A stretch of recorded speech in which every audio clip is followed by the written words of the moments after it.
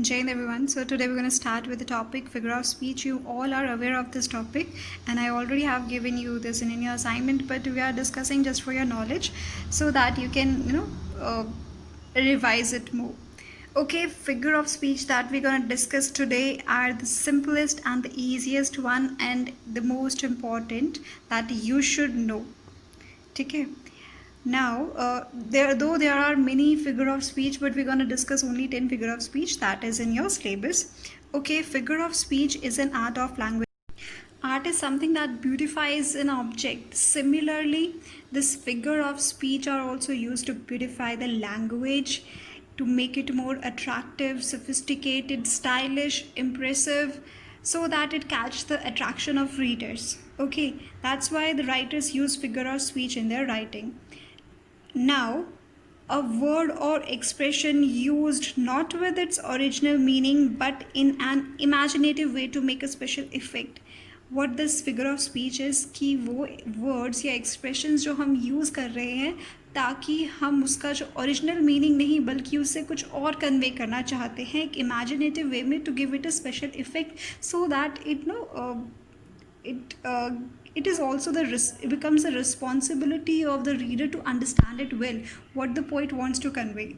He don't say anything directly. We have to understand those things, and in a very beautiful way he expresses thoughts very in an imaginative way, not just like obviously if you are writing something directly then it's not a poetry, it's not sophisticated, it's a regular article. Okay, so starting with this figure of speech, first we have simile. First, what the figure of speech we're going to discuss is about comparison. The figure of speech that we use to make comparison. In that, first we're going to study simile. Okay, simile is a comparison between two objects using the words like as, seems, appears, like. These are the words that we use in simile. जब भी ये words अगर आपको कहीं दिखाई दे and something is compare to some other it's simile. अब एक और चीज़ जो मैं कहना चाहती हूँ वो ये है, सिमिली मीन्स कि जब दो चीज़ें हैं हमारे पास और हम उनके बीच में क्या है सिमिलैरिटी ढूंढ रहे हैं. ओके, जस्ट लाइक अगर मैं कहूँ मेटाफर और सिमिली के बीच में जो कन्फ्यूजन होती है that you should know is this is a one object and this is another. अब जब मैंने उसको क्या कहा, सपोज मैंने कहा that he is like a lion. मैंने अगर ये कहा कि he is like a lion तो मतलब लायन की जो क्वालिटीज़ है, चलो वो पहले हम बात करते हैं. लायन की क्या क्या क्वालिटीज़ हो सकती है? ब्रेवरी, ठीक है, स्ट्रॉन्ग है वो बहुत, फास्ट है भागने में, and huge in size, what ever it you can say. अब जब मैंने इसको टाइगर के साथ या लायन के साथ कंपेयर किया है तो मतलब क्या है, I want to compare these qualities, some of this qualities with him. Maybe he is fast like lion, maybe he is brave like lion. तो हम जब लाइक यूज़ कर रहे हैं तो हमने कुछ सिमिलैरिटीज़ के बारे में बात कर रहे हैं. सिमिलीज इज सिमिलैरिटीज़, याद रखना कि जब कुछ सिमिलैरिटीज़ के बारे में बात की जा रही है दोनों चीज़ों के. अब यहाँ पर अगर ये सारी चीज़ ज़रूरी नहीं कि सारी क्वालिटीज़ उसमें हो, कुछ क्वालिटीज़ हो. Suppose I say like somebody use to say like that यार you looks like your mother. That means maybe you are in appearance, you look like your mother in appearance or the way you talk, कुछ similarities मिलती हैं. Okay, example, eat likes a pig, मतलब किस तरह खाना, pig की तरह. Pig जो है you know all. Now as wise as owl, किसकी तरह वो wise है, इंटेलिजेंट है. एज अ आउल को इंटेलिजेंट कंसिडर किया जाता है.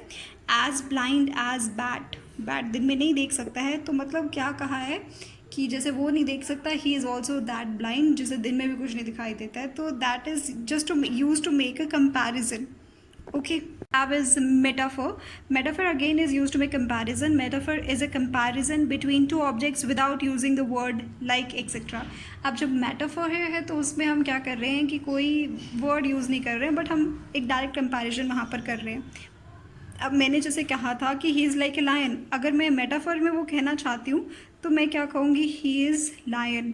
नाउ लायन का मतलब यहाँ पर जो है डिफरेंस वो क्या है, हमने सिमिली में बात की थी that those objects have some similarities, that why we are using the word like appear as, ठीक है।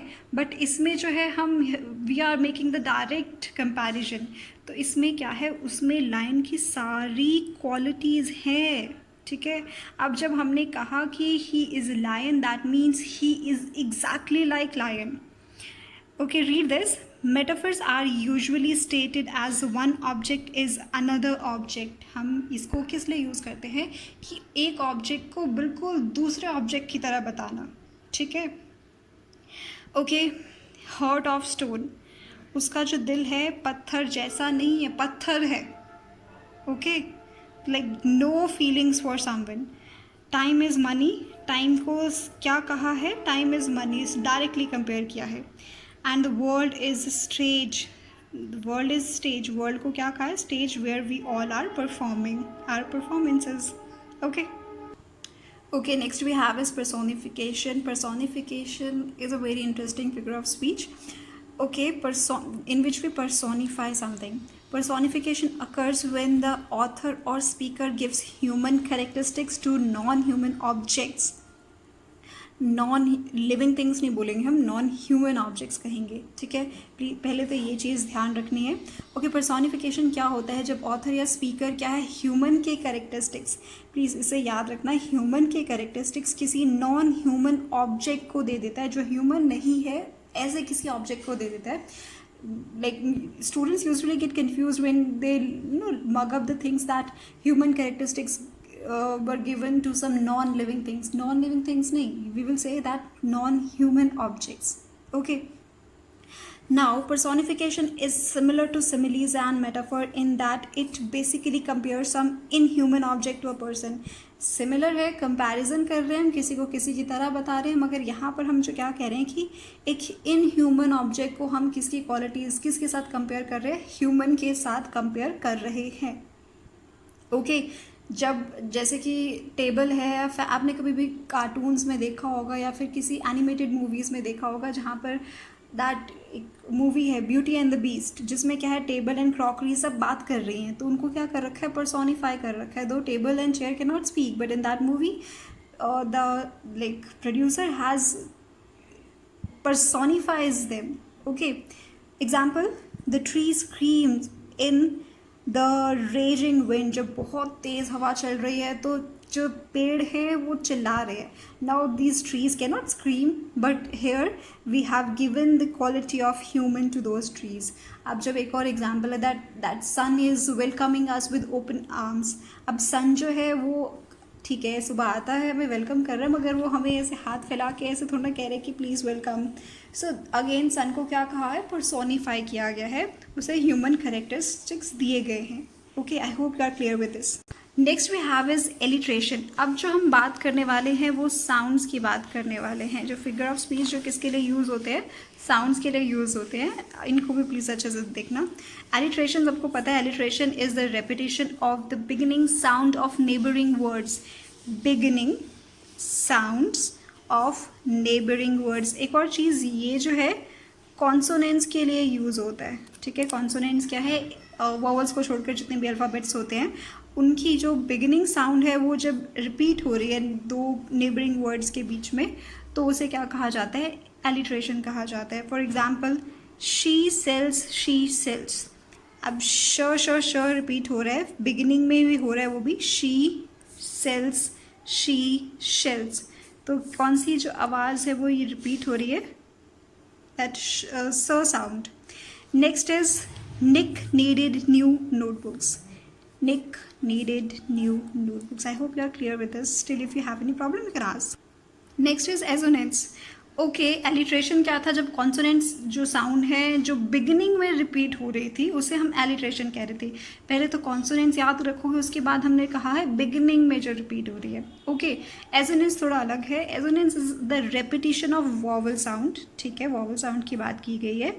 Not just letters, सिर्फ लेटर्स में नहीं, इन वर्ड्स में बात की गई है, दैट आर क्लोज टुगेदर। कुछ वर्ड्स जो क्लोजली है और उनमें वॉवल साउंड जब रिपीट हो रही है उसको क्या कहा जाता है, assonance. The sound don't have to be at the beginning of the words, please keep that in mind कि ज़रूरी नहीं है एजोनेंस में कि वो जो वर्ड्स हो वो स्टार्टिंग में ही हो, मतलब जितने भी वॉवल साउंड्स जो होंगे वो ज़रूरी नहीं है कि स्टार्टिंग में होनी चाहिए। Okay, for example you, AEIO, you all know that those are the vowels we have। अब जब इसमें जो एक एग्जाम्पल थे उसमें कौन सी वॉवल साउंड जो रिपीट हो रही है वो कौन सी हो रही है, you. Uncertain rustling of each purple curtain, uncertain rustling purple curtain. तो यहाँ पर कौन सी साउंड जो है, क्या है ये, एजोनेंस का एग्जाम्पल है जहाँ पर वॉवल साउंड की रेपिटेशन है। इसमें आपको थोड़ा सा ज़्यादा अटेंटिव होना पड़ेगा when you are going through this figure of speech. Next is onomatopoeia, जैसे कि इसका नाम है, it's also very interesting. Okay, onomatopoeia is the term for a word that sounds like what it is describing. वो क्या है, जैसा वो डिस्क्राइब कर रहा है उसकी आवाज़ भी वैसी ही है, जैसे कि वुश वुश, आपको समझ में आ गया होगा साउंड से कि क्या किसकी बात की जा रही है। बज़ मतलब क्या है कि बजिंग साउंड की आवाज़ है, या फिर जो बीज आर बजिंग, या फिर कुछ लोग हैं जो गुनगुना रहे हैं। Click means this, a click sound. तो जो है कि किसके साथ है, अपना जो भी हम डिस्क्राइब करना चाह रहे हैं वो अपनी साउंड के साथ बहुत ज़्यादा मैच हो रहा है। हिस मतलब स्नेक साउंड, जैसा स्नेक करता है, तो जो क्या है अपनी साउंड के साथ रिजेंबल करते हैं। हम जो डिस्क्राइब करना चाहते हैं किसी को, वो अपनी साउंड के साथ रिजेंबल कर रहा है, उसे हम क्या कहते हैं, ऑनोमेटोपिया। ओके, जैसे कि एक और वर्ड है थंडर। तो थंडर इटसेल्फ कुछ भारी सा, कुछ किसी की बात की जा रही है। Okay, next we have is anaphora. It's very easy. Just like anaphora is a technique where several phrases or words begin with the same word or words। anaphora में क्या होता है कि कुछ phrases के starting में क्या है, कोई word या words जब repeat हो रहे हो, repetition of word or words क्या कहलाता है, anaphora। जैसे कि example जो है, ये पहला वाला जो example है ये word के लिए है, ठीक है। I came, I saw, I conquered, Julius Caesar का ये एक डायलॉग है। I came, I saw, I conquered। तो यहाँ पर जो रिपीटिशन किसकी हो रही है, रिपीटिशन ऑफ वर्ड। ओके, हर उस फ्रेज के पहले। नेक्स्ट है, इसमें जो एग्जाम्पल हम पढ़ने वाले हैं वो है वर्ड्स के बारे में। It was the best of time, it was the worst of time, it was the age of wisdom, it was the age of foolishness। Charles Dickens के नॉवल में से ये लिया गया है लाइन, it was the। तो यहाँ पर वर्ड्स क्या है, हर उस फ्रेज के पहले रिपीट हो रहे हैं, तो इसे आप क्या कहेंगे, एनाफोरा। ठीक है, प्लीज़ डोंट गेट कंफ्यूज्ड, इनको आराम से पढ़ना, these are really very easy. इसी के साथ जो एक और मैं बात करना चाहूँगी, दैट इज़ रिफ्रेन। रिफ्रेन क्या होता है, जब कोई फ्रेज या कोई वर्ड एक पैराग्राफ के पहले आता है और वो पैराग्राफ के पहले बार बार रिपीट हो रहा है। ठीक है, जैसे कि रोड नॉट टेकन, अगर आपने पोएम पढ़ी है तो उसमें जो एग्जांपल था, that two roads diverge in yellow wood, वो स्टार्टिंग में भी लाइन यूज़ हुई और लास्ट पैराग्राफ में भी वही लाइन यूज़ हुई है, that two roads diverge in yellow wood. तो that is an example of refrain. Okay, वो क्या होता है, किसी पैराग्राफ के स्टार्टिंग में। ये क्या कह रहे हैं, हर एक फ्रेज के स्टार्टिंग में जो कि क्या है, क्लोजली है। हाइपरबोल अपने नाम से थोड़ा क्लियर है, इट्स वेरी इंटरेस्टिंग। हाइपर, जब किसी चीज़ को क्या है, ज़्यादा बढ़ा चढ़ा कर बात की जा रही है। Hyperbole uses exaggeration for emphasis और इफ़ेक्ट। हम जब किसी चीज़ को क्या है, एग्जैगरेट करते हैं, उसका इफ़ेक्ट बढ़ाने के लिए, उस पर ज़्यादा एम्फेसाइज करने के लिए, उसे क्या कहा जाता है, hyperbole. For example, I have told you to stop 1000 times. Suppose मैंने क्या है, आपको 1-2 बार बोला है कि चुप हो जाओ, और अब अगर मैं बोलूँ कि 1000 बार बोल चुकी हूँ मैं ये चीज़, तो that means I am exaggerating the fact. ठीक है, next is garbage is gold mine to them. एक ये 12th क्लास का चैप्टर है, उसमें लाइन है garbage is gold mine to them. Garbage को क्या कहा है? गोल्ड माइन कहा गया है। अब किसके लिए? जो रैग पिकर्स है, रैग पिकर्स के लिए उसको क्या कहा गया है? गोल्ड माइन, जहाँ पर वो सिर्फ गार्बेज उनको मिलता है, बट दैट इज़, जिसे क्या कहा गया है? Gold mine. She is older than dirt. अब उसको क्या कहा है? ठीक है, हम उसे बहुत बूढ़ा भी कह सकते थे, मगर हमने उसको एग्जैगरेट करके क्या कहा? That she is older than dirt. Okay, now the last figure of speech is irony. It's very interesting. Irony क्या है? Irony occurs when there is a marked contrast between appearance and reality. जब हमने क्या है? Contrast मतलब opposite चीज़ों की बात की है, जो दिख कुछ और है, रियलिटी कुछ और होती है। ठीक है, अब यहाँ पर जो है आयरनी ऑफ सिचुएशन हो सकता है, आयरनी ऑफ अपीयरेंस हो सकता है। For example, how nice she said when I told her I had to work all weekend. अब जब मैंने क्या कहा कि इस weekend is meant for to enjoy, Sunday is to enjoy, but यहाँ पर जब मैंने उसे क्या कहा कि मुझे इस वीकेंड पे काम करने, तो she said how nice. So that was the irony to the situation, because it is not at all nice to work in the weekends. Okay, second example is a traffic cop gets suspended for not paying his parking tickets. अब traffic जो है यहाँ पर क्या कहा है? Traffic cops मतलब जो ट्रैफिक पुलिस है, उसको सस्पेंड कर दिया गया क्योंकि उसने पार्किंग टिकट्स पे नहीं की थी। अब उससे कौन टिकट्स मांगेगा? ठीक है, so this is an irony of situation. ठीक है, I hope this is clear. Please go through this. Now I hope that you will not face any difficulty while you are reading the poems, and you can easily find these figure of speech in the poem.